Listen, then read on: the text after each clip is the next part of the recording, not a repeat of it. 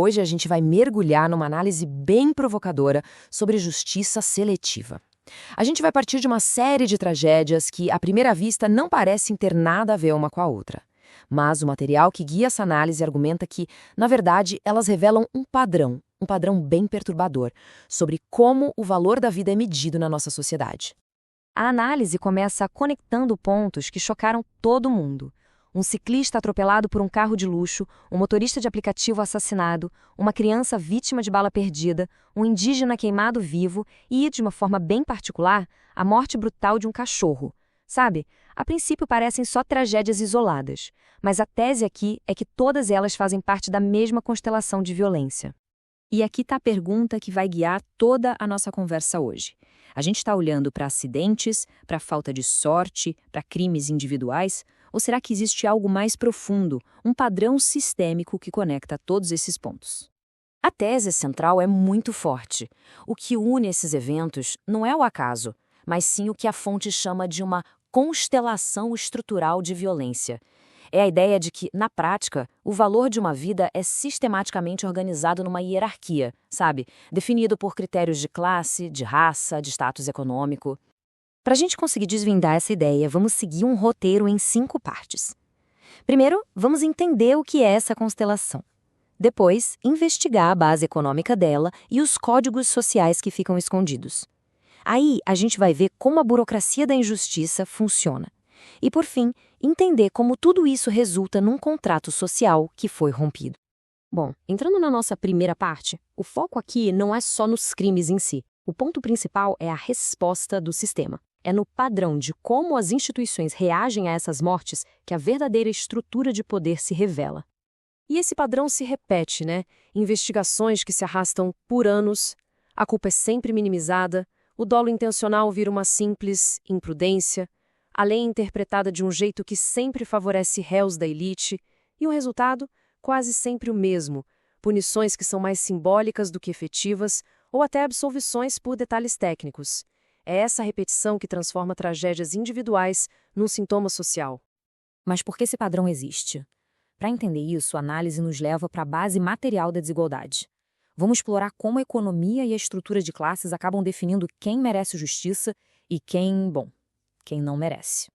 Para fundamentar essa ideia, a fonte busca um pensamento clássico de Karl Marx. A afirmação é de que o Estado e suas leis não são neutros. Pelo contrário, historicamente, eles serviriam aos interesses da classe que domina a economia, só que disfarçando essa função sob uma aparência de neutralidade para todo mundo. E a gente vê essa tese na prática, né? A própria linguagem da justiça parece mudar dependendo de quem está no banco dos réus.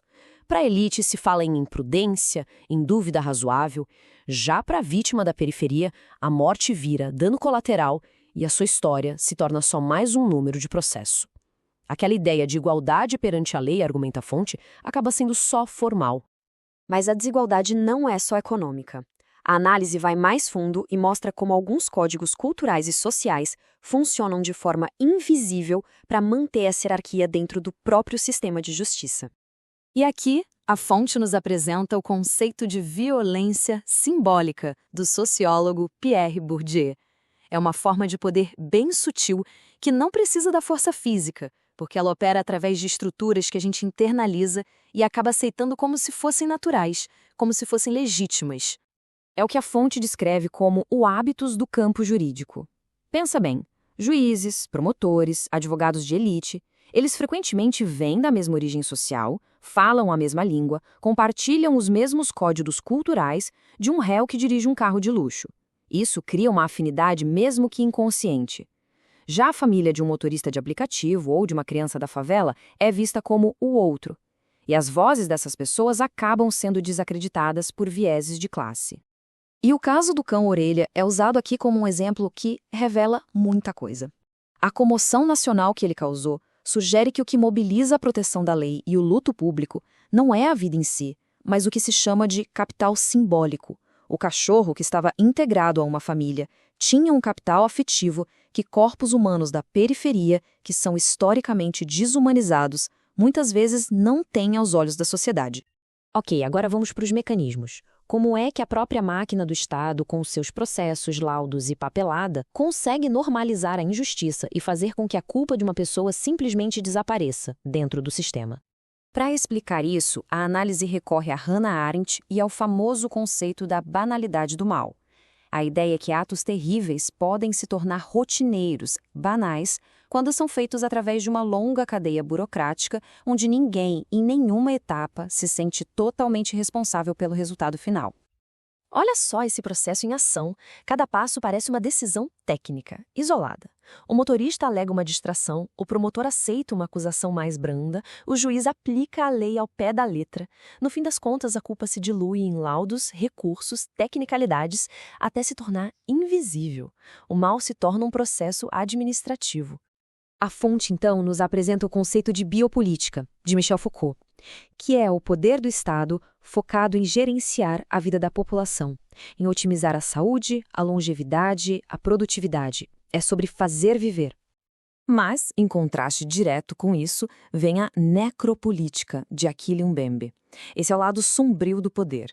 Não é só gerenciar a vida, mas sim definir quem pode viver e quem deve morrer, quem merece luto e quem pode ser descartado.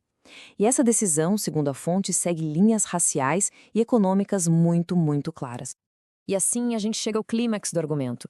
Todas essas camadas, a econômica, a simbólica, a burocrática, levam a uma crise fundamental, a erosão da confiança na legitimidade do próprio Estado.